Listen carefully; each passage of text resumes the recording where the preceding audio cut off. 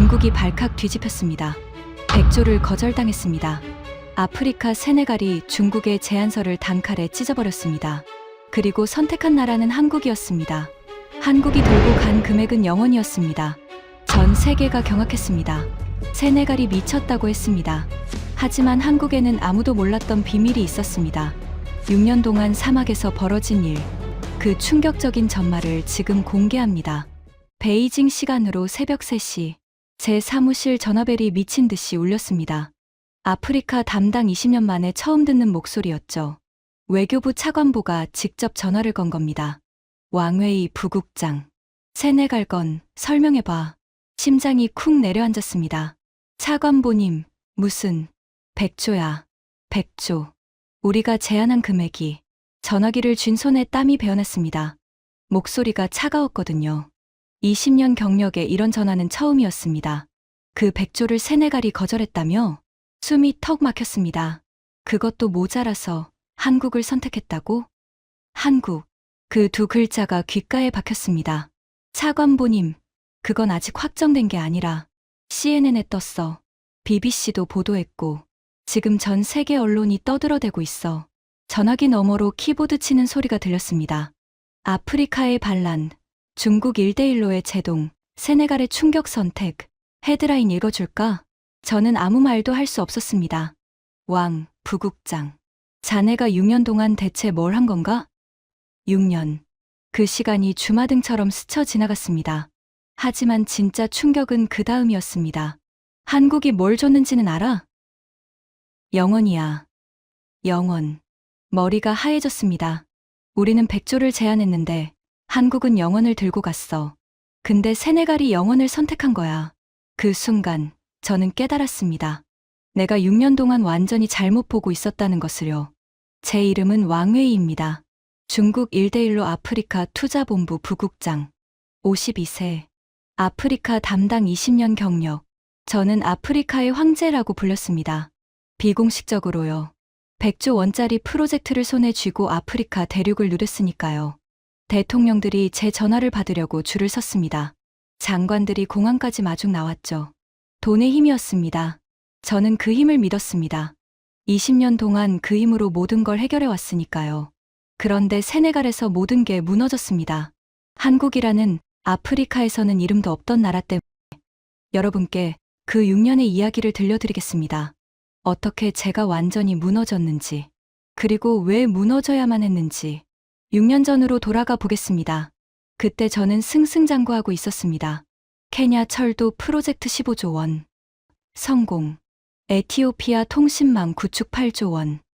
성공. 나이지리아 항만 개발 22조 원. 성공. 제 사무실 벽에는 아프리카 지도가 걸려 있었습니다.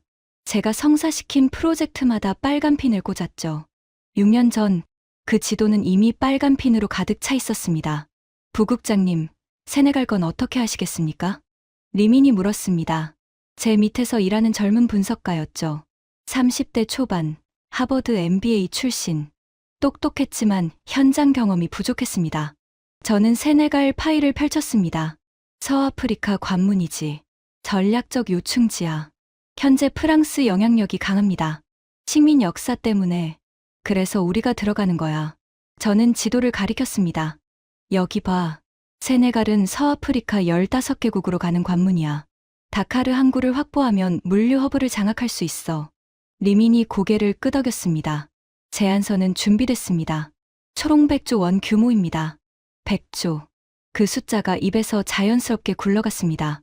우리한테 100조는 그냥 숫자였거든요. 협상 카드.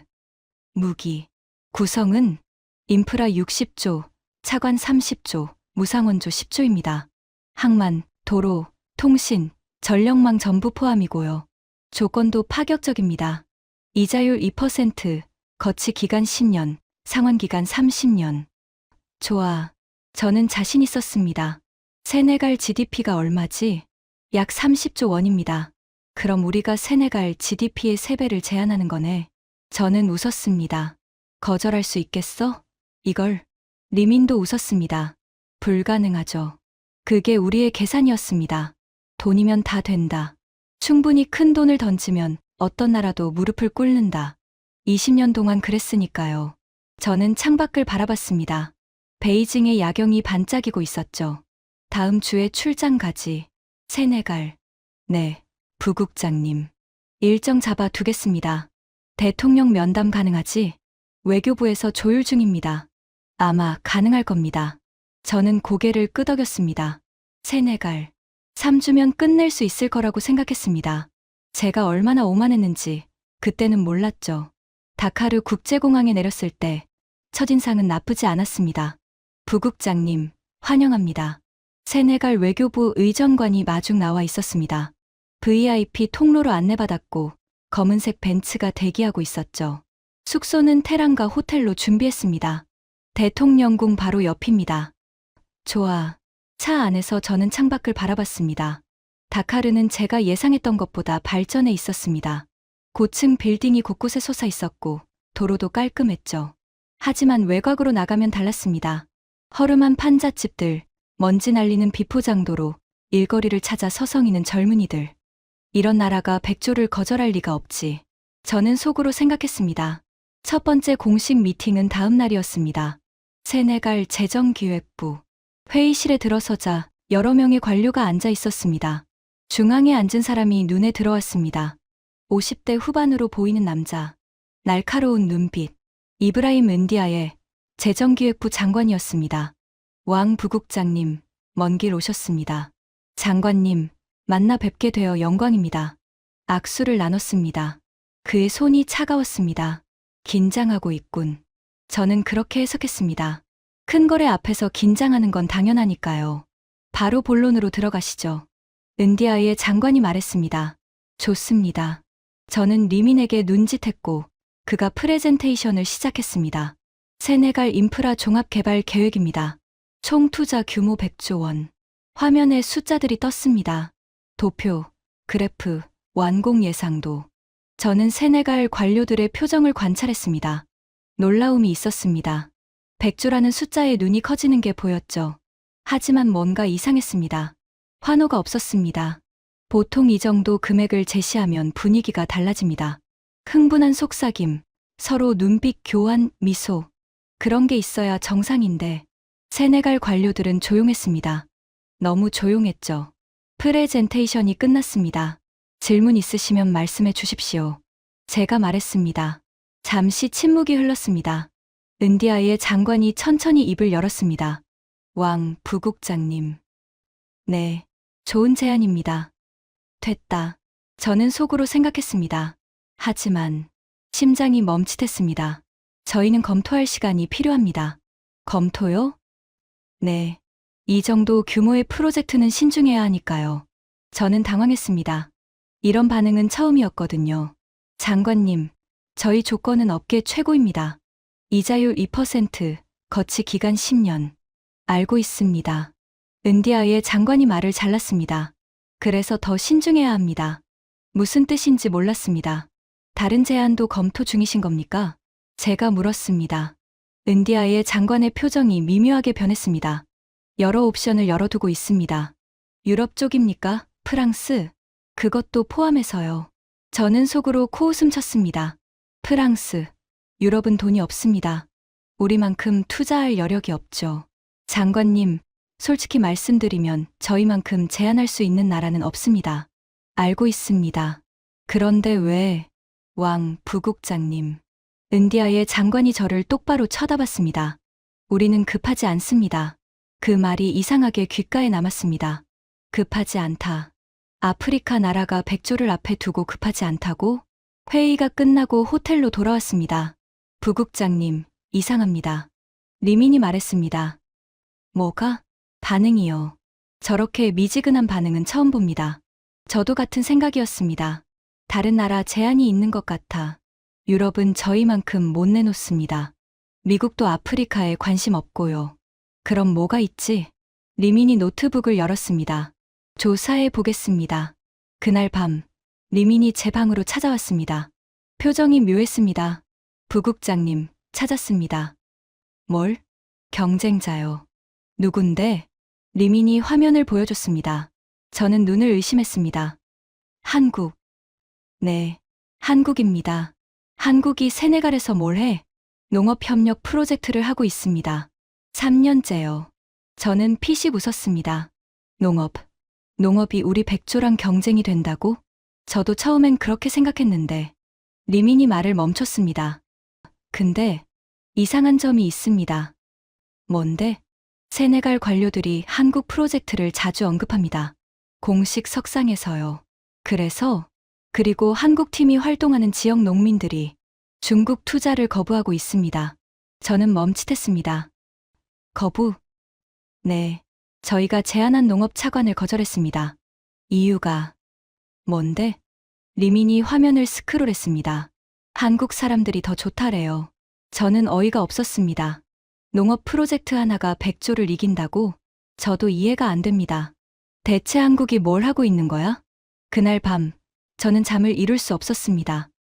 한국, 그 나라가 도대체 뭘 하고 있는 건지 직접 봐야겠다고 생각했습니다. 다음 날 아침, 저는 리민에게 지시했습니다. 한국 팀이 어디서 활동해? 세네갈 북부 생루이 지역입니다. 다카르에서 차로 4시간 거리요. 가자.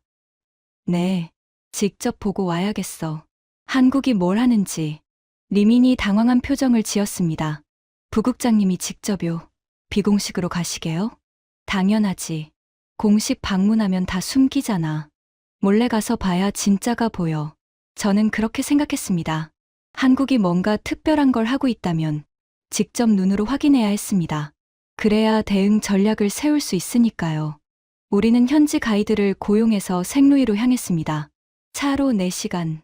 다카르를 벗어나자 풍경이 완전히 달라졌습니다. 건물이 사라지고 황량한 벌판이 펼쳐졌습니다. 군데군데 마른 나무가 서 있었고 흙먼지가 바람에 날렸죠. 기온은 40도를 넘었습니다. 에어컨을 최대로 틀어도 차 안이 더웠습니다. 여기서 농사를 짓는다고? 제가 물었습니다. 네, 한국 팀이 쌀 농사를 시도하고 있습니다. 저는 창밖을 바라봤습니다. 메마른 땅, 갈라진 흘, 물 한 방울 보이지 않는 사막. 미친 거 아니야? 속으로 생각했습니다. 사막에서 쌀 농사라니. 벼가 얼마나 물을 많이 먹는 작물인데. 한국 사람들, 아프리카 처음인 거 맞지? 네. 이 프로젝트가 세네갈 첫 진출입니다. 그럼 뭘 믿고 이런 걸 시작한 거야? 리민이 어깨를 으쓱했습니다. 저도 모르겠습니다. 3시간 반을 더 달려서 목적지 근처에 도착했습니다. 저기입니다. 가이드가 가리켰습니다. 멀리서 뭔가가 보였습니다. 저는 눈을 비볐습니다. 초록색이었습니다. 사막 한가운데 초록색 점이 있었습니다. 저게 뭐야? 차를 세우고 내렸습니다. 뜨거운 바람이 얼굴을 때렸습니다. 숨이 턱 막히는 더위였죠. 하지만 저는 더위를 느낄 겨를이 없었습니다. 눈앞에 펼쳐진 광경 때문에 벼였습니다. 사막 한가운데 벼가 자라고 있었습니다. 이게 가능해? 저는 멍하니 서 있었습니다. 논이 펼쳐져 있었습니다. 규모는 크지 않았지만 분명히 벼가 자라고 있었습니다. 초록색 모가 바람에 흔들리고 있었죠. 저기 사람들이 있습니다. 리민이 가리켰습니다. 논 한가운데 사람들이 보였습니다. 가까이 다가갔습니다. 흙투성이 옷을 입은 사람들이 논에 들어가 있었습니다. 허리를 굽히고 뭔가를 하고 있었죠. 아시아인이었습니다. 한국 사람들. 그들의 얼굴은 햇볕에 까맣게 타 있었습니다. 셔츠는 땀에 젖어 등에 달라붙어 있었고요. 바지에는 흙이 잔뜩 묻어 있었습니다. 저는 믿을 수 없었습니다. 저 사람들이 진짜 여기서 농사를 짓고 있는 거야? 한국 사람들 옆에는 현지 농민들도 있었습니다. 세네갈 사람들. 그들도 똑같이 논에 들어가 일하고 있었죠. 서로 웃으면서, 뭔가 대화하면서. 저는 그 장면을 한참 동안 바라봤습니다. 부국장님, 리민이 불렀습니다. 어떻게 하시겠습니까? 저는 잠시 생각했습니다. 가서 말 걸어봐. 네, 한국 사람들한테 뭐 하는 건지 물어보라고. 리민이 머뭇거렸습니다. 제가요? 당연하지. 내가 가면 티 나잖아. 리민이 논 쪽으로 걸어갔습니다. 저는 멀리서 지켜봤습니다. 리민이 한국 사람 중 한 명에게 다가갔습니다. 50대로 보이는 남자. 아마 책임자인 것 같았습니다. 대화가 시작됐습니다. 5분쯤 지났을까. 리민이 돌아왔습니다. 표정이 이상했습니다. 뭐래? 왜 그래? 부국장님, 이상한 말을 했습니다. 뭔데? 리민이 한국 책임자가 한 말을 전해줬습니다. 우리는 쌀을 주러 온 게 아닙니다. 쌀 기르는 법을 가르치러 왔습니다. 저는 미간을 찌푸렸습니다. 그게 무슨 소리야? 저도 이해가 안 돼서 다시 물어봤습니다. 뭐래? 쌀을 주면 1년을 먹습니다. 쌀 기르는 법을 가르치면 평생을 먹습니다. 저는 코웃음 쳤습니다. 뭐야? 격언놀이해? 그리고 이것도 말했습니다. 뭔데? 리민이 잠시 뜸을 들였습니다. 우리 아버지 세대는 굶어봤습니다. 다른 나라가 도와줘서 살았습니다. 이제 우리가 돌려줄 차례입니다. 저는 할 말을 잃었습니다. 돌려준다고? 뭘? 한국이 세네갈한테 빚진 게 뭐가 있다고?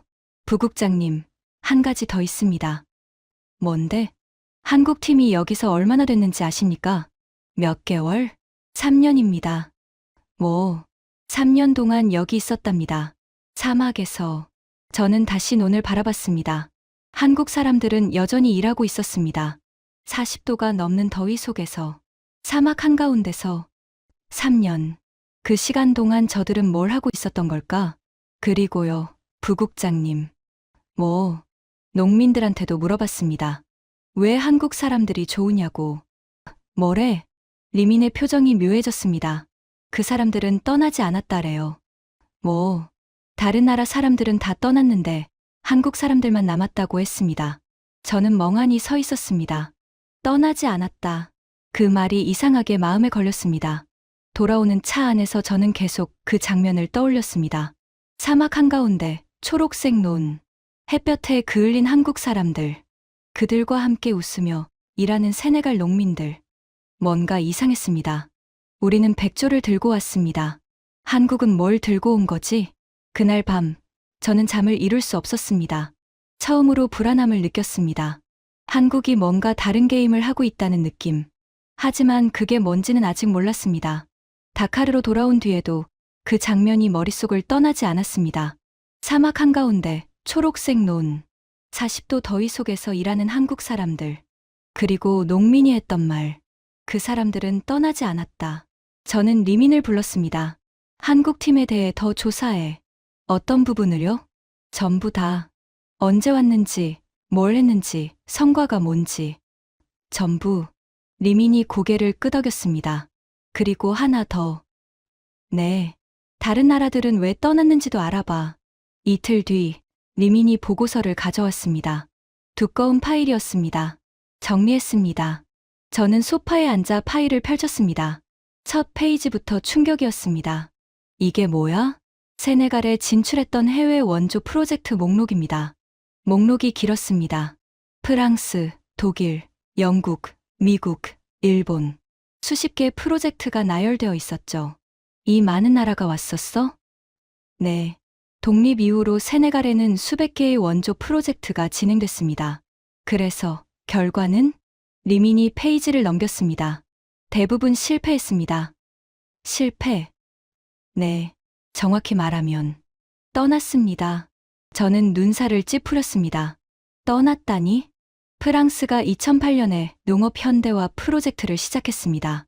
3년 만에 철수했습니다. 이유는 현지 환경 부적합. 리민이 계속 읽었습니다. 독일이 2012년에 관계시설 프로젝트를 시작했습니다. 2년 만에 철수.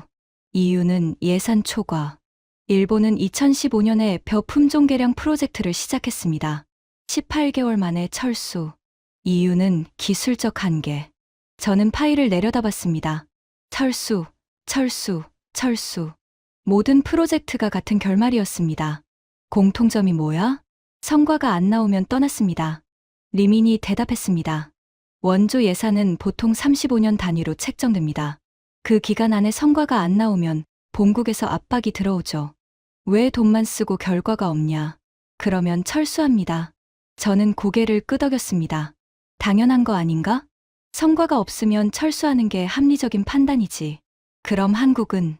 리민이 페이지를 넘겼습니다. 한국은 2019년에 들어왔습니다. 그럼 지금 6년째네. 네. 그리고 리민이 멈췄습니다. 뭔데? 첫 2년은 실패였습니다. 뭐, 토양 분석 실패, 품종 부적합, 관계 시스템 고장. 문제가 계속 터졌습니다. 수확량은 목표의 30%도 안 됐고요. 저는 고개를 갸웃했습니다. 그런데 왜 안 떠났어? 그게 이상한 겁니다. 리민이 말했습니다. 보통은 2년 차에 성과가 안 나오면 철수 검토에 들어갑니다. 그런데 한국은 오히려 투자를 늘렸습니다. 투자를 늘렸다고? 네. 인력도 충원하고 연구팀도 추가로 보냈습니다. 실패하고 있는데 더 투자한 겁니다. 저는 이해가 안 됐습니다. 실패하면 손절하는 게 정상 아닌가? 왜 실패하는 프로젝트에 더 투자를 해? 그래서 결과는 3년 차부터 성과가 나오기 시작했습니다. 리민이 다른 페이지를 펼쳤습니다. 수확량이 급증했습니다. 4년 차에는 목표치를 초과했고요. 5년 차에는 기존 세네갈 품종 대비 수확량이 2배가 됐습니다. 2배? 네. 그리고 올해는 재배 면적이 10배로 늘었습니다. 저는 숫자를 다시 봤습니다. 수확량 2배, 재배 면적 10배. 이게 말이 되나? 어떻게 가능한 거야? 분석해 봤는데 리민이 잠시 뜸을 들였습니다. 한국팀이 처음 2년 동안 한 일이 있습니다. 뭔데? 아무것도 심지 않았습니다. 농사를 안 지었습니다. 2년 동안. 저는 어이가 없었습니다. 농업 프로젝트가 농사를 안 지었다고? 네. 대신 뭘 했냐면요. 리민이 파일에서 사진을 꺼냈습니다. 한국 사람들이 땅을 파고 있는 사진이었습니다. 토양 분석을 했습니다. 2년 동안. 2년을 토양 분석만. 네. 그리고 물 분석, 기후 분석, 농민 인터뷰까지. 농사 한 번 안 짓고 데이터만 모았습니다. 저는 이해가 안 됐습니다. 그게 무슨 의미가 있어? 시간 낭비 아니야? 저도 처음엔 그렇게 생각했습니다. 리민이 말했습니다. 그런데 한국 책임자가 인터뷰에서 이렇게 말했습니다. 뭐라고? 리민이 파일에서 인터뷰 기사를 찾았습니다. 다른 나라들은 자기네 기술을 가져와서 그대로 심었습니다. 안 되면 환경 탓을 했죠. 우리는 달랐습니다. 이 땅이 뭘 원하는지 먼저 물어봤습니다. 저는 그 문장을 다시 읽었습니다. 이 땅이 뭘 원하는지 먼저 물어봤다. 그래서 3년 차에 뭘 한 거야? 세네갈 환경에 맞는 품종을 새로 개발했습니다. 새로 개발했다고? 네. 한국 품종을 가져온 게 아니라 세네갈 토양과 기후에 맞는 완전히 새로운 품종을요. 저는 할 말을 잃었습니다. 2년 동안 데이터를 모으고 그 데이터로 새 품종을 개발하고 그래서 성공했다. 미친 거 아니야? 저도 모르게 말이 나왔습니다. 2년 동안 선거 없이 버티는 게 가능해. 본국에서 뭐라 안 했어? 그것도 조사했습니다. 리민이 대답했습니다. 한국 정부에서 중간에 프로젝트 검토가 있었습니다. 성과가 없으니까 철수 의견도 있었고요. 그래서 한국 팀 책임자가 이렇게 말했답니다. 리민이 기사를 읽었습니다. 안 되는 건 알았습니다. 이제 되게 만들면 됩니다. 저는 피식 웃음이 나왔습니다. 안 되는 건 알았다. 이제 되게 만들면 된다. 미친 소리였습니다. 하지만 그 미친 소리가 현실이 됐습니다. 사막에서 쌀이 자라고 있었으니까요. 다음 날 저는 다시 생루이로 갔습니다. 이번에는 한국 팀을 만나러 간 게 아니었습니다. 농민들을 만나러 갔습니다. 왜 그들이 한국을 선택했는지, 왜 우리 백조를 거절했는지 직접 들어보고 싶었습니다. 리민이 통역을 데려왔습니다. 프랑스어와 월로프어를 할 줄 아는 현지인이었죠. 첫 번째로 만난 농민은 60대 남자였습니다. 이름은 우스만. 30년 넘게 농사를 지어온 사람이었습니다. 우리는 그의 집 앞에 앉았습니다. 풀바닥이었지만 그는 의자를 내어줬습니다. 왜 한국 사람들이 줬습니까? 제가 물었습니다. 통역이 전달했고 우스만이 대답했습니다. 통역이 옮겼습니다. 처음에는 안 믿었습니다. 뭐요? 한국 사람들이 왔을 때요. 또 왔구나 생각했습니다. 우스만이 마른 땅을 가리켰습니다. 여기에 많은 사람들이 왔습니다. 프랑스 사람, 독일 사람, 미국 사람. 다들 똑같이 말했어요. 도와주겠다. 농사가 잘 되게 해주겠다. 그래서요? 다 거짓말이었습니다. 우스만의 표정이 어두워졌습니다. 와서 사진 찍고 돈 좀 주고 떠났습니다. 안 되면 우리 탓을 했어요. 너희가 제대로 안 해서 그렇다. 너희 땅이 문제다. 그러고는 사라졌습니다. 저는 조용히 듣고 있었습니다. 한국 사람들은 달랐습니까? 처음엔 몰랐습니다. 우스만이 고개를 저었습니다. 또 똑같을 거라고 생각했어요. 그런데 그가 멈췄습니다. 그런데요? 떠나지 않았습니다. 우스만이 저를 쳐다봤습니다. 첫 해에 농사가 망했어요. 씨앗이 전부 죽었습니다. 다른 나라 사람들이었으면 그냥 갔을 겁니다. 이 땅은 안 된다고 하면서요. 한국 사람들은요? 남았습니다. 우스만의 눈가가 붉어졌습니다. 다음 해도 남았습니다. 그 다음 해도요. 실패해도 남았어요. 욕을 먹어도 남았습니다. 그가 코를 훌쩍였습니다. 그리고 이렇게 말했습니다. 뭐라고요? 우스만이 잠시 숨을 골랐습니다. 우리가 포기하면 당신들은 영원히 굶주립니다. 우리는 그걸 원하지 않습니다. 저는 할 말을 잃었습니다. 저는 60년을 살았습니다. 우스만이 말했습니다. 많은 사람을 만났습니다. 도와주겠다는 사람도 많았어요. 하지만 진짜로 우리를 위해 남아준 사람은 한국 사람들이 처음입니다. 저는 물었습니다. 중국은 100조를 제안했습니다. 그 돈이면 많은 걸 할 수 있습니다. 우스만이 피식 웃었습니다. 돈이 뭘 해결합니까? 네. 프랑스도 돈을 줬습니다. 독일도 줬어요. 그 돈이 어디로 갔는지 아십니까? 저는 대답하지 못했습니다. 위에 있는 사람들 주머니로 들어갔습니다. 우리한테 온 건 없어요. 우스만이 눈을 가리켰습니다. 하지만 저건 다릅니다. 초록색 벼가 바람에 흔들리고 있었습니다. 저건 우리 것입니다. 우리가 직접 기른 거예요. 아무도 빼앗아 갈 수 없습니다. 그가 저를 똑바로 쳐다봤습니다. 한국 사람들은 돈을 준 게 아닙니다. 먹고 살 방법을 준 겁니다. 평생 써먹을 수 있는 거요. 저는 아무 말도 할 수 없었습니다. 두 번째 농민을 만났습니다. 30대 여자, 아와, 새 아이의 엄마였습니다. 한국 사람들이 오기 전에는 어땠습니까? 굶었습니다. 아와가 담담하게 말했습니다. 건기에는 먹을 게 없었어요. 아이들이 굶는 걸 봐야 했습니다. 남편은 돈 벌러 도시로 갔고 저는 혼자 아이 셋을 키웠습니다. 지금은요? 달라졌습니다. 아와의 얼굴에 미소가 번졌습니다. 올해 처음으로 쌀을 팔았습니다. 먹고도 남았거든요. 얼마나요? 3가만이요. 돈으로 바꿔서 아이들 학비를 냈습니다. 그녀의 눈에 눈물이 고였습니다. 큰애가 중학교에 갑니다. 우리 마을에서 중학교 가는 애가 처음이에요. 저는 가슴이 먹먹해졌습니다. 쌀 3가만이 우리에게는 아무것도 아닌 양입니다. 하지만 이 가족에게는 인생이 바뀌는 양이었습니다. 중국 사람들이 돈을 많이 준다고 들었습니다. 아와가 말했습니다. 하지만 저는 한국 사람들이 줬습니다. 왜요? 그 사람들은 저를 봤거든요. 봤다고요? 다른 사람들은 정부만 봤습니다. 대통령, 장관, 높은 사람들. 우리 같은 농민은 안 봤어요. 그냥 숫자였습니다.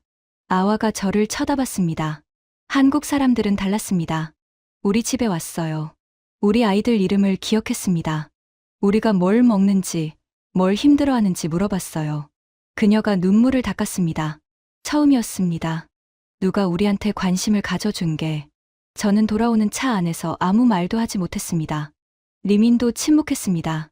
창밖으로 사막이 지나갔습니다. 100조. 그 숫자가 갑자기 공허하게 느껴졌습니다. 다카르로 돌아온 다음 날 예상치 못한 연락이 왔습니다. 프랑스 대사관에서였습니다. 왕 부국장님, 식사 한번 하시죠. 전화를 건 사람은 장리크 모렐, 프랑스 외교부 아프리카국 참사관이었습니다. 이상했습니다. 프랑스와 우리는 경쟁 관계입니다. 아프리카에서 영향력을 두고 부딪히는 사이죠. 그런데 왜 갑자기 연락을? 저는 만나기로 했습니다. 정보를 얻을 수 있을지도 모르니까요. 다카르 시내의 프랑스 레스토랑에서 만났습니다. 장리크는 50대 중반의 남자였습니다. 회색 머리카락에 날카로운 눈, 전형적인 외교관 스타일이었죠. 왕 부국장님, 오랜만입니다. 모렐 참사관, 갑작스러운 연락이던데요. 단도직입적으로 말씀드리죠. 장리크가 와인잔을 내려놓았습니다. 세네갈 건 포기하시는 게 좋을 겁니다. 저는 눈을 가늘게 떴습니다. 무슨 말씀이시죠? 한국 팀 만나보셨죠? 농민들도 만나셨고요. 저는 놀랐습니다. 어떻게 알았지? 정보가 빠르시네요. 아프리카에서 20년입니다. 눈과 귀가 좀 있죠. 장리크가 쓴웃음을 지었습니다.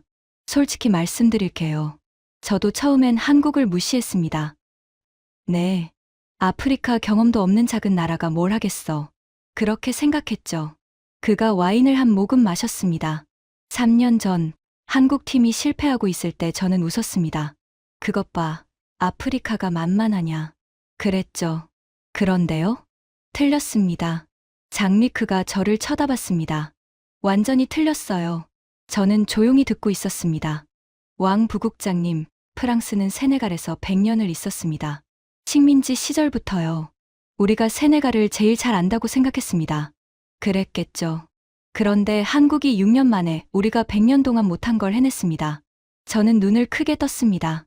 뭘 말씀하시는 겁니까? 신뢰요. 장리크가 말했습니다. 세네갈 사람들의 신뢰를 얻었습니다. 우리는 100년 동안 못 얻었던 걸. 저는 할 말을 잃었습니다.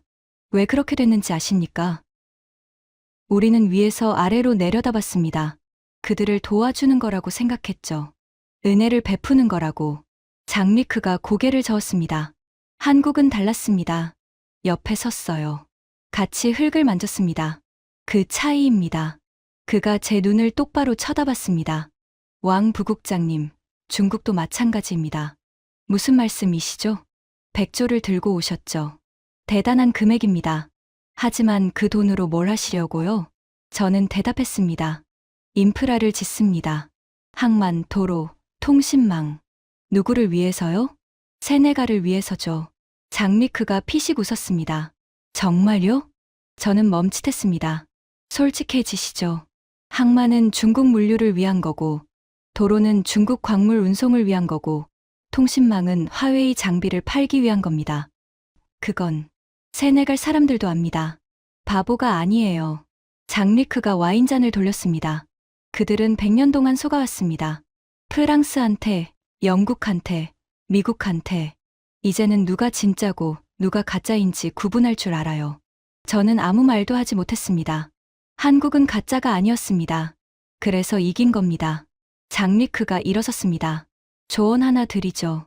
돈으로 안 되는 게 있습니다. 신뢰는 돈으로 못 삽니다. 그가 자리를 떠났습니다. 저는 혼자 앉아서 한참을 생각했습니다. 신뢰. 그 단어가 머릿속을 맴돌았습니다. 20년 동안 저는 돈으로 모든 걸 해결해 왔습니다. 돈이면 안 되는 게 없다고 믿었습니다. 그런데 처음으로 그 믿음에 금이 가기 시작했습니다. 일주일 뒤 두 번째 공식 미팅이 잡혔습니다. 세네갈 재정기획부. 이번에는 은디아의 장관이 직접 저를 불렀습니다. 회의실에 들어서자 분위기가 달랐습니다. 첫 미팅 때의 그 미지근함이 아니었습니다. 뭔가 결정된 것 같은 분위기. 왕 부국장님, 앉으시죠. 은디아의 장관이 말했습니다. 저는 자리에 앉았습니다. 장관님, 저희 제안을 검토해 보셨습니까? 네, 충분히 검토했습니다. 결론이 나셨습니까? 은디아의 장관이 저를 쳐다봤습니다. 왕 부국장님, 질문 하나 해도 되겠습니까? 물론이죠. 잠비아 철도 프로젝트, 기억하십니까? 저는 멈칫했습니다. 잠비아 철도, 5년 전 프로젝트였습니다. 우리가 수주에서 진행했죠. 기억합니다. 중간에 문제가 생겼죠? 네, 기술적 문제가 있었습니다. 그래서 어떻게 하셨습니까? 저는 입술을 깨물었습니다. 철수했습니다. 문제가 생기자 손해를 줄이려고 철수했죠. 상황이 어려웠습니다. 탄자니아 항만은요? 은디아의 장관이 물었습니다. 2년 전 프로젝트. 현지 노동자들과 충돌이 있었죠. 그때도 철수하셨습니다. 그건 에티오피아 댐 프로젝트. 환경 문제로 국제 비난이 일자 축소했습니다. 은디아의 장관이 서류를 펼쳤습니다. 케냐 철도. 부채 문제로 비판받자 추가 투자를 중단했습니다. 저는 땀이 나기 시작했습니다. 장관님, 그건 각각 사정이. 왕, 부국장님. 은디아의 장관이 말을 잘랐습니다. 저희는 패턴을 봅니다. 패턴이요? 문제가 생기면 떠나는 패턴. 저는 할 말을 잃었습니다. 100조는 대단한 금액입니다. 인정합니다. 하지만 저희가 필요한 건 돈이 아닙니다. 그럼 뭘 원하십니까? 은디아의 장관이 저를 똑바로 쳐다봤습니다. 문제가 생겨도 떠나지 않을 파트너입니다. 그 말이 가슴에 꽂혔습니다. 전투기를 삽니다. 30년을 운용합니다. 중간에 문제가 생기면 어떡합니까? 부품이 필요하면, 정비가 필요하면 저희가 지원합니다. 정말요? 은디아의 장관이 쓴웃음을 지었습니다. 잠비아처럼요? 탄자니아처럼요? 저는 아무 대답도 하지 못했습니다. 왕 부국장님, 저희는 가난한 나라입니다. 실수할 여유가 없습니다. 한 번 선택하면 수십 년을 가야 합니다. 은디아의 장관이 일어섰습니다. 그래서 신중한 겁니다. 돈보다 중요한 게 있으니까요. 회의실 문이 열리고 한 사람이 들어왔습니다. 저는 눈을 의심했습니다. 한국 사람이었습니다. 소개하죠. 한국농업협력단 책임자입니다. 은디아의 장관이 말했습니다. 저희와 6년째 함께하고 있는 분이죠. 한국 책임자가 저에게 고개를 숙였습니다. 저는 그를 알아봤습니다. 생루이에서 봤던 그 사람. 햇볕에 그을린 얼굴, 흠부은 손. 왕 부국장님. 은디아의 장관이 말했습니다. 이분이 6년 전에 저희한테 한 말이 있습니다. 뭔데요? 장관이 한국 책임자를 쳐다봤습니다. 한국 책임자가 입을 열었습니다. 문제가 생기면 함께 해결하겠습니다. 떠나지 않겠습니다. 저는 가슴이 철렁했습니다. 그리고 진짜로 떠나지 않았습니다. 은디아의 장관이 말했습니다. 가뭄이 왔을 때도, 실패했을 때도, 본국에서 철수하라고 압박했을 때도 이분은 남았습니다. 장관이 저를 쳐다봤습니다. 그게 신뢰입니다. 왕 부국장님. 저는 아무 말도 할 수 없었습니다. 그 신뢰가 쌓이는데 6년이 걸렸습니다. 백조로 살 수 있는 게 아닙니다. 회의가 끝나고 저는 며칠 동안 방에서 나오지 않았습니다. 모든 게 뒤죽박죽이었습니다. 20년 동안 믿어왔던 것들이 흔들리고 있었습니다. 리민이 찾아왔습니다. 부국장님, 추가 조사 결과입니다. 뭔데? 작년에 세네갈 북부에 가뭄이 있었습니다. 알아. 그때 한국팀이 어떻게 했는지 아십니까? 저는 고개를 들었습니다. 몰라. 리민이 파일을 펼쳤습니다. 재배 면적의 30%가 피해를 입었습니다. 수확량이 급감했고 프로젝트 전체가 위기에 빠졌죠. 그래서 본국에서 철수 의견이 나왔습니다. 더 이상 투자할 가치가 없다고. 저는 예상했습니다. 당연히 철수했겠지. 우리도 그랬을 테니까. 철수했어? 아니요. 리민이 고개를 저었습니다. 오히려 인력을 늘렸습니다. 가뭄 대응팀을 추가로 보냈습니다. 관계 시설을 긴급 보수했고 가뭄에 강한 품종을 급하게 개발했습니다. 저는 이해가 안 됐습니다. 실패하고 있는데 더 투자했다고? 네. 그리고 한국 책임자가 이렇게 말했답니다. 리민이 기사를 읽었습니다. 지금 떠나면 농민들은 영원히 우리를 믿지 않을 겁니다. 어려울 때 떠나는 건 배신입니다. 저는 그 문장을 다시 들었습니다. 어려울 때 떠나는 건 배신이다. 결과는요? 올해 수확량이 사상 최대입니다. 리민이 데이터를 보여줬습니다. 가뭄 대응 과정에서 개발한 품종이 오히려 더 좋았습니다. 전화위복이 된 거죠. 저는 한참 동안 아무 말도 하지 못했습니다. 가뭄이 왔을 때 우리였으면 어떻게 했을까? 철수했을 겁니다. 손해를 줄이기 위해서. 합리적인 판단이니까. 하지만 한국은 남았습니다. 그리고 이겼습니다. 부국장님. 리민이 조심스럽게 말했습니다. 저 한 가지 여쭤봐도 될까요? 뭔데? 우리가 틀린 걸까요? 저는 리민을 쳐다봤습니다. 뭐가? 돈이면 다 된다는 거요. 그게 틀린 걸까요? 저는 대답하지 못했습니다. 20년 동안 믿어왔던 것, 돈의 힘, 그게 무너지고 있었습니다. 창밖을 바라봤습니다. 다카르의 밤하늘에 별이 떠 있었습니다. 한국이 준 건 뭘까? 영원이라고 했습니다. 하지만 영원이 백조를 이겼습니다. 그 영원의 정체가 뭘까? 저는 알 것 같았습니다. 하지만 인정하고 싶지 않았습니다. 아직은. 그로부터 2주가 지났습니다. 저는 베이징으로 돌아가지 않았습니다. 돌아갈 수가 없었습니다. 빈손으로 돌아가면 끝이었으니까요.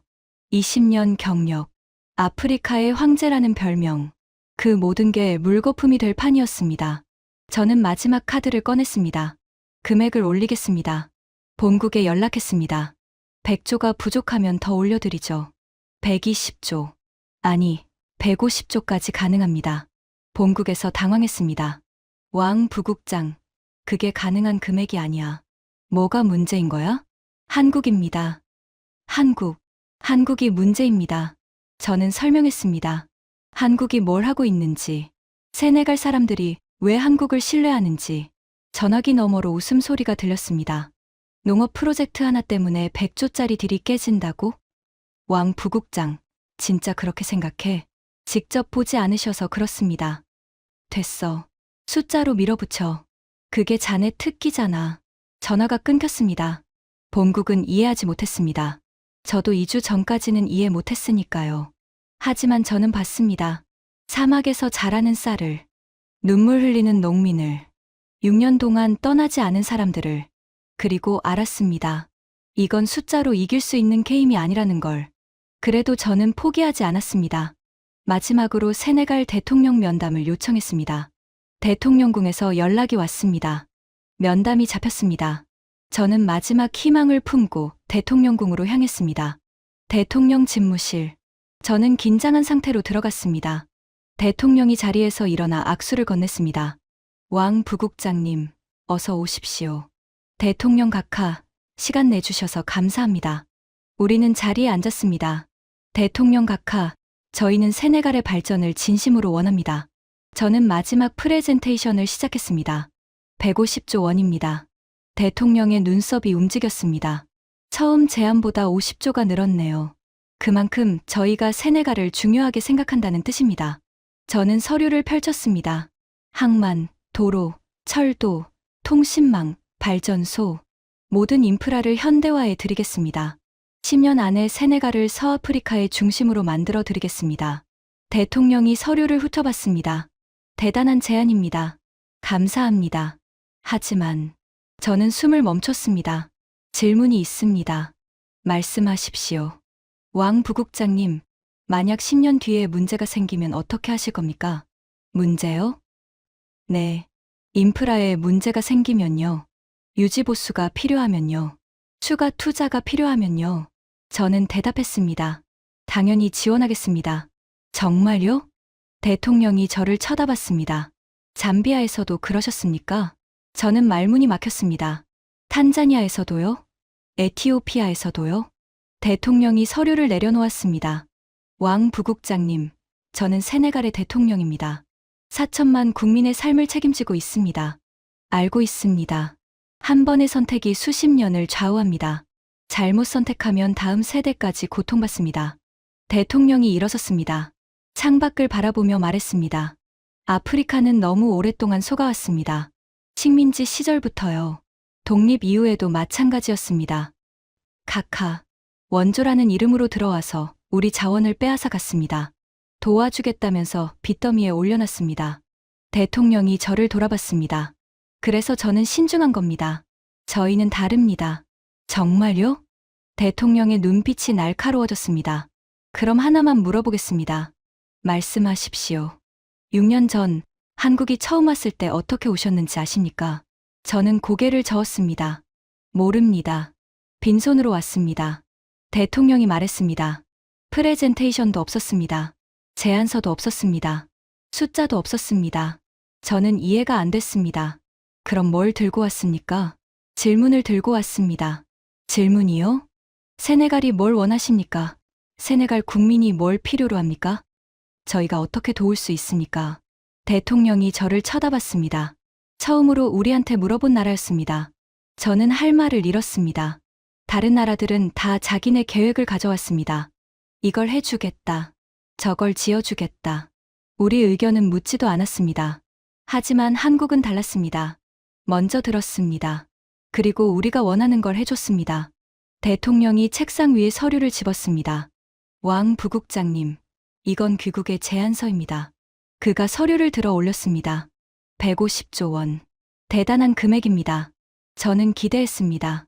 혹시 받아들이려는 건가? 하지만 대통령이 서류를 천천히 찢기 시작했습니다. 저는 눈을 의심했습니다. 찢는다고? 150조짜리 제안서를?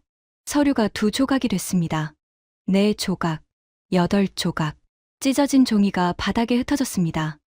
각하, 저는 벌떡 일어섰습니다. 이게 무슨... 왕 부국장님, 대통령이 저를 쳐다봤습니다. 저희는 결정했습니다. 뭐요? 한국과 함께 가겠습니다. 심장이 멈추는 것 같았습니다. 한국은 영원을 들고 왔습니다. 하지만 가장 큰 걸 줬습니다. 그게 뭡니까? 대통령이 대답했습니다. 존중입니다. 저는 그 자리에 서서 움직일 수 없었습니다.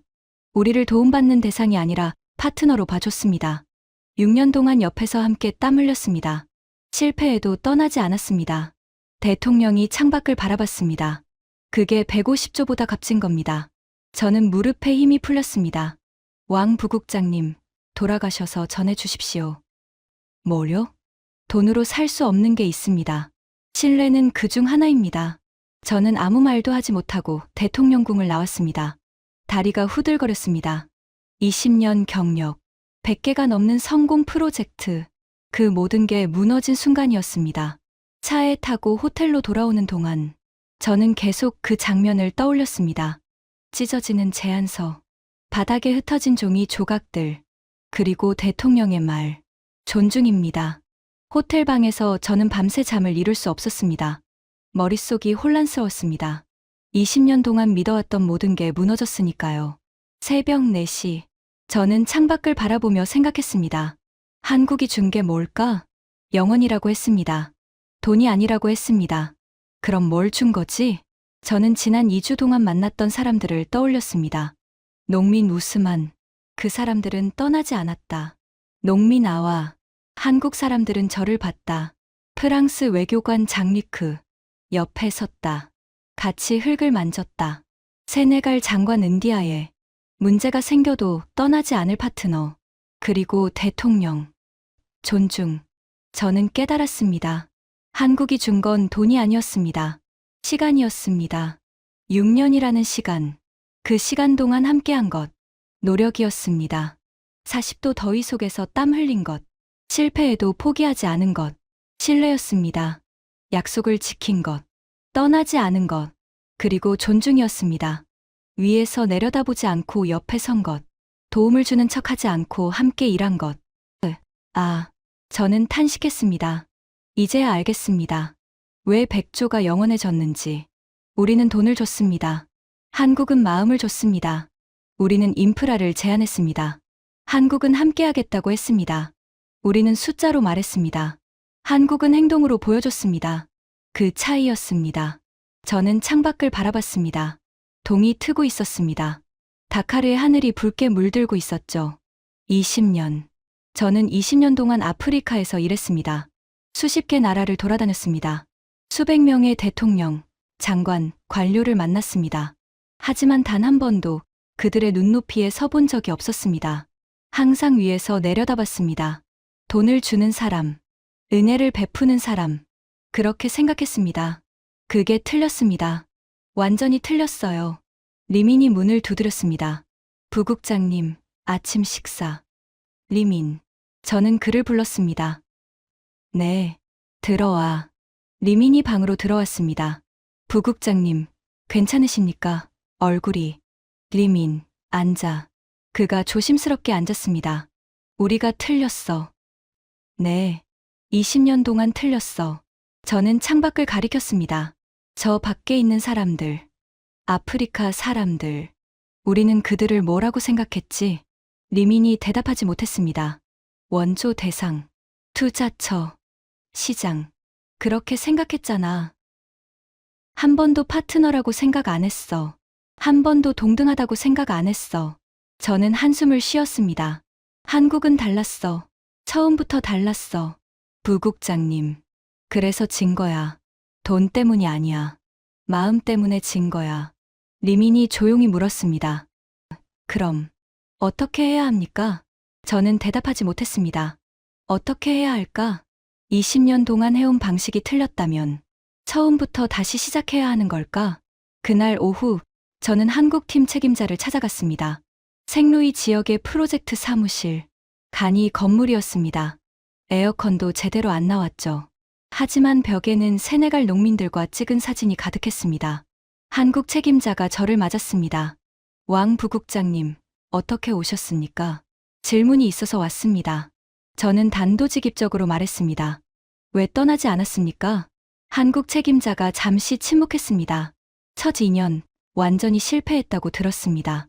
본국에서 철수하라고 했다면서요. 네, 그랬습니다. 그런데 왜 남았습니까? 합리적으로 생각하면 철수가 맞잖아요. 한국 책임자가 창밖을 바라봤습니다. 왕 부국장님, 저희 아버지 세대 이야기를 해도 될까요? 하십시오. 1950년 한국전쟁이 끝났을 때 한국은 세계 최빈국이었습니다. 그가 저를 쳐다봤습니다. 1인당 국민소득 67달러. 아프리카보다 가난했습니다. 저는 놀랐습니다. 한국이 아프리카보다 가난했다고? 그때 다른 나라들이 도와줬습니다. 미국이 원조를 보냈고 유엔이 지원했습니다. 한국 책임자의 눈이 붉어졌습니다. 저희 아버지는 그 원조로 살았습니다.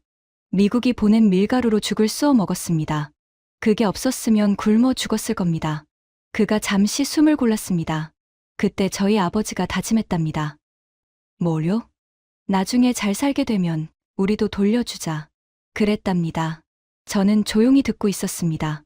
저희가 여기 온 이유가 그겁니다. 70년 전에 받은 걸 돌려주러 온 겁니다. 하지만 세네갈이 한국을 도운 적은 없잖아요. 그건 중요하지 않습니다. 한국 책임자가 고개를 저었습니다. 70년 전에 한국을 도운 나라들도 한국한테 빚진 게 없었습니다. 그냥 도와준 겁니다. 가난한 나라가 불쌍해서요. 그가 저를 쳐다봤습니다. 저희도 그렇게 하고 싶은 겁니다. 받은 만큼 돌려주고 싶은 거예요. 저는 가슴이 먹먹해졌습니다. 왜 떠나지 않았냐고 물으셨죠? 네. 떠나면 저희 아버지한테 면목이 없습니다. 한국 책임자가 말했습니다. 어려운 사람 도우라고 하셨는데 어려우니까 도망갔다. 그건 아니잖아요. 그리고 농민들이 있습니다. 저희를 믿고 따라온 사람들이요. 그 사람들 버리고 갈 수는 없잖아요. 저는 아무 말도 할 수 없었습니다. 왕 부국장님. 한국 책임자가 물었습니다. 중국이 왜 아프리카에 옵니까? 저는 솔직하게 대답했습니다. 자원, 시장, 영향력. 그렇죠. 받으러 오시는 겁니다.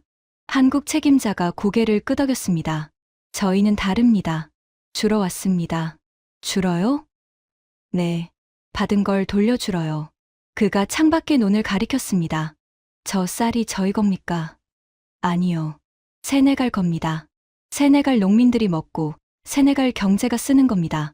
저희는 아무것도 안 가져갑니다. 저는 그 말을 곱씹었습니다. 받으러 온 것과 주러 온 것. 그 차이. 그게 백조와 영원의 차이였습니다. 다카르를 떠나기 전날 밤. 저는 보고서를 썼습니다. 본국에 보낼 보고서. 원래대로라면 실패 원인 분석, 향후 전략, 제시도 방안 같은 걸 써야 했습니다. 하지만 저는 다른 걸 썼습니다.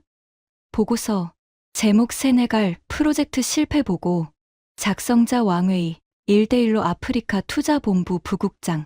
우리는 졌습니다. 백조 대영원. 우리가 졌습니다. 왜 졌는지 분석하라고 하시면 저는 이렇게 답하겠습니다. 우리는 돈을 줬습니다. 한국은 마음을 줬습니다. 우리는 위에서 내려다봤습니다. 한국은 옆에 섰습니다. 우리는 문제가 생기면 떠났습니다. 한국은 문제가 생기면 남았습니다. 그 차이입니다. 저는 20년 동안 아프리카에서 일했습니다. 돈이면 다 된다고 믿었습니다. 틀렸습니다. 돈으로 살 수 없는 게 있습니다. 신뢰입니다. 신뢰는 시간이 만듭니다. 신뢰는 함께하는 것이 만듭니다. 신뢰는 약속을 지키는 것이 만듭니다. 한국은 6년을 투자했습니다. 6년 동안 사막에서 땀 흘렸습니다. 실패해도 떠나지 않았습니다. 약속을 지켰습니다. 그래서 이겼습니다. 우리는 어떻습니까? 문제가 생기면 철수합니다. 이익이 안 나오면 손절합니다. 그게 합리적이라고 생각합니다. 하지만 아프리카 사람들은 봅니다. 우리가 진짜 그들을 위하는지, 아니면 우리를 위하는지 다 압니다. 바보가 아닙니다. 100년을 속아왔으니까요. 이제는 진짜와 가짜를 구분합니다. 한국은 진짜였습니다. 우리는 가짜였습니다. 그래서 졌습니다. 건의 사항 없습니다. 다만 한 가지만 말씀드리겠습니다. 앞으로도 돈으로만 접근하신다면 계속 지실 겁니다. 돈은 마음을 이길 수 없습니다. 이상입니다. 보고서를 다 쓰고 저는 창밖을 바라봤습니다. 다카르의 마지막 밤. 이 보고서를 보내면 저는 끝입니다. 강등당하거나 해임당하거나 20년 경력이 물거품이 되겠죠. 하지만 거짓말은 하고 싶지 않았습니다. 진실을 말하고 싶었습니다. 내가 본 것, 내가 깨달은 것, 그걸 전하고 싶었습니다. 설령 그게 내 자리를 빼앗는다 해도 저는 보고서를 전송했습니다. 다카르 국제공항. 저는 베이징행 비행기를 기다리고 있었습니다. 리민이 옆에 앉아 있었죠. 부국장님, 그 보고서 진짜 보내셨습니까? 보냈어. 어떻게 되실 것 같습니까? 글쎄, 저는 어깨를 으쓱했습니다. 잘리겠지, 아마. 부국장님, 괜찮아. 저는 창밖을 바라봤습니다. 활주로 너머로 사막이 보였습니다. 리민, 나 한 가지 배웠어. 뭐요? 돈보다 중요한 게 있다는 거. 리민이 고개를 갸웃했습니다. 부국장님이 그런 말씀을 하시다니. 나도 놀라워. 저는 피식 웃었습니다. 20년 동안 돈이 전부인 줄 알았는데 아니더라고. 비행기 탑승 안내 방송이 나왔습니다. 저는 일어섰습니다. 리민. 네. 나중에 기회가 되면 한국 가봐. 한국이요? 그 나라가 어떻게 저렇게 됐는지 한번 보고 싶어. 부국장님도 가시게요? 저는 잠시 생각했습니다. 갈 수 있을까? 아마 자리도 없어질 텐데. 그래도요. 그래, 가고 싶어. 저는 솔직하게 말했습니다. 70년 전에 우리보다 가난했던 나라가 어떻게 저렇게 됐는지, 그리고 왜 자기들이 받은 걸 돌려주려고 하는지, 그게 궁금해. 리민이 고개를 끄덕였습니다. 저도 궁금합니다. 우리는 탑승구로 걸어갔습니다. 비행기에 오르기 전 저는 마지막으로 뒤를 돌아봤습니다. 세네갈, 사막의 나라. 하지만 이제 그 사막에서 쌀이 자랍니다. 한국이 심은 쌀. 아니, 정확히 말하면 한국이 가르쳐준 방법으로 세네갈이 기른 쌀. 그게 다릅니다. 물고기를 준 게 아니라 물고기 잡는 법을 가르쳐 준 것. 쌀을 준 게 아니라 쌀 기르는 법을 가르쳐 준 것. 그래서 영원히 백조를 이겼습니다.